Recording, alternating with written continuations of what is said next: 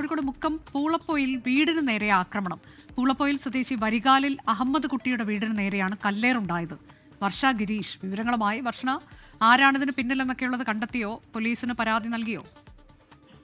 അനുജ, പോലീസിന് പരാതി നൽകിയിട്ടുണ്ട്. എന്നാൽ ആരാണ് ഇതിന് പിന്നിലെന്നുള്ള കാര്യം ഇതുവരെ വ്യക്തമായിട്ടില്ല. ലഭിച്ച CCTV അനുസരിച്ച് ബൈക്കിലിറങ്ങിയ 2 പേർ വീട്ടിലേക്ക് വരുന്നതായി കാണുന്നു എന്നുള്ളതാണ് വീട്ടിന്റെ ഉടമയായിട്ടുള്ള ഫാത്തിമ പറയുന്നത്. എന്തായാലും മുക്കം പോലീസ് അന്വേഷണം ആരംഭിച്ചിട്ടുണ്ട്. ഇന്ന് പുലർച്ചെ 3 മണിക്കാണ് ഈ സംഭവം ഉണ്ടായത്. പൂളപ്പൊയിൽ സ്വദേശി വാരിക്കാലിൽ അഹമ്മദ് കുട്ടിയുടെ വീടിന് നേരെയാണ് അക്രമം നടന്നത്. കല്ലുകൊണ്ട് എറിയുകയായിരുന്നു. വീടിന്റെ ജനൽ ചില്ലുകളും അതേപോലെ കാർ പോർച്ചിൽ നിർത്തിയിട്ട കാറിന്റെ മുൻവശത്തെ ചില്ലുകളും തകർന്നിട്ടുണ്ട്.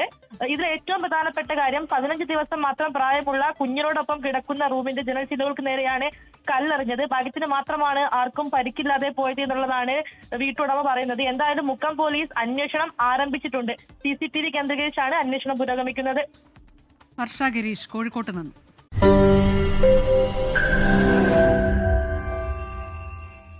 ലോകത്തെവിടെയായാലും ഏത് സമയത്തും 24 വാർത്തകളും ഓഗ്മെന്റഡ് റിയാലിറ്റി പാക്കേജുകളും എക്സ്പ്ലെയിനറുകളും വിശദമായി കാണാൻ ഞങ്ങളുടെ YouTube ചാനൽ നിങ്ങൾക്ക് സബ്സ്ക്രൈബ് ചെയ്യാം.